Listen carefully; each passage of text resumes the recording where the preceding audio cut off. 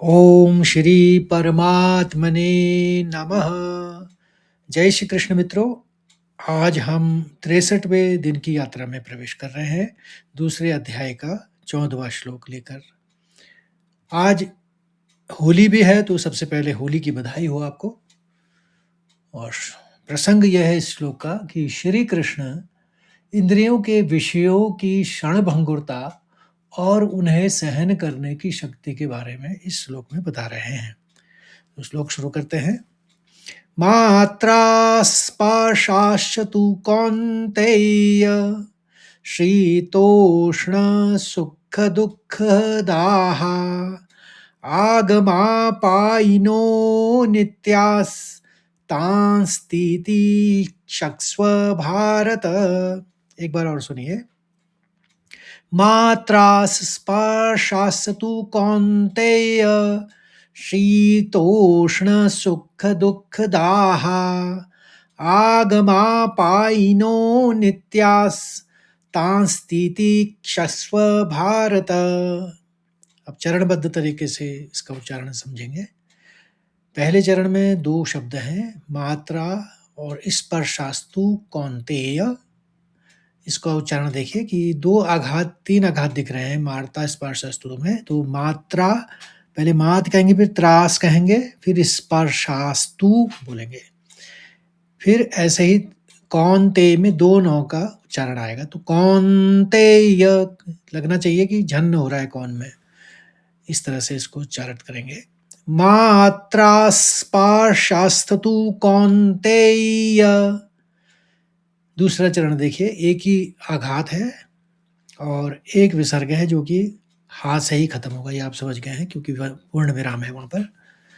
तो दूसरे चरण को इस तरह से उच्चारित करेंगे। शीतोष्ण सुख दुःखदाः। पहला और दूसरा श्लोक चरण। मात्रा स्पर्शास्तु तु कौन्तेय शीतोष्ण सुख दुःखदाः।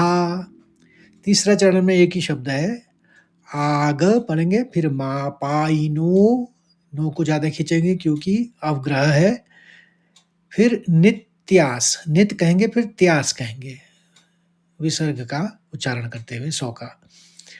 आगमा पाइनो नित्यास। आखिरी चरण को देखिए, दो शब्द हैं, तांस ती क्षक्स्व, फिर भारत।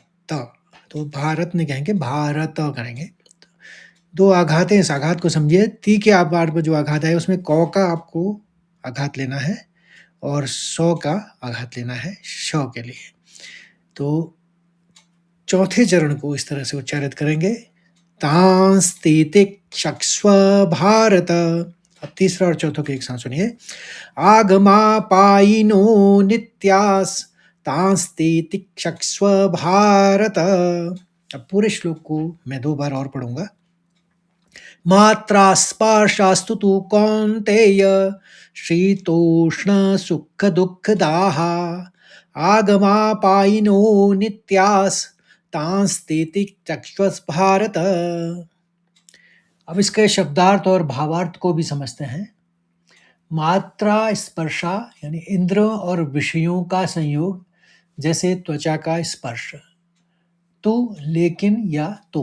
कौन्ते, हे कुंती पुत्र, अर्जुन के लिए संबोधन है क्योंकि वो कुंती के पुत्र हैं, तो इसलिए कौन्ते कहा गया है उनको। शीत और उष्ण, सर्दी और गर्मी, शीतोष्ण एक साथ हो गया। सुख दुःखदा, सुख और दुख को देने वाले। आगम अपायिन, वो संधि विच्छेद में आगम अपायिन हो जाता है, तो आने जाने वाले या उत्पन्न और नष्ट होने वाले। अनित्य, अनित्य माने क्षणिक, जो स्थायी नहीं है। तान, उनको। ती तक क्षस्व, सहन करो, समभाव से स्वीकार करो। भारत, हे भरतवंशी, यहाँ पर भारत धृतराष्ट्र के लिए या नहीं हुआ है बल्कि अर्जुन के लिए यूज हुआ है क्योंकि भारत उनको संबोधन कर रहे हैं कृष्ण। अगर संजय बोलते हैं तो भारत जो होते हैं उस समय धृतराष्ट्र होते हैं। हिंदी में सरल अर्थ इसका यह है कि हे कुंती पुत्र, इंद्रियों और विषयों के संयोग या स्पर्श तो केवल सर्दी गर्मी और सुख दुख देने वाले हैं। ये आने जाने वाले हैं और अनित्य हैं, इसलिए हे भारत तुम इन्हें सहन करो। सहन करने की वो शिक्षा दे रहे हैं इसमें।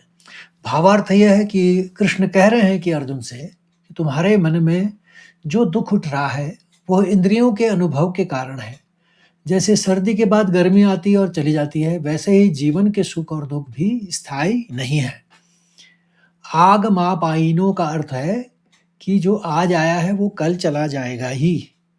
इसलिए बुद्धिमान व्यक्ति इनमें उलझकर अपना कर्तव्य नहीं छोड़ता, बल्कि उन्हें तितिक्षव यानी धैर्य पूर्वक सहन करता है।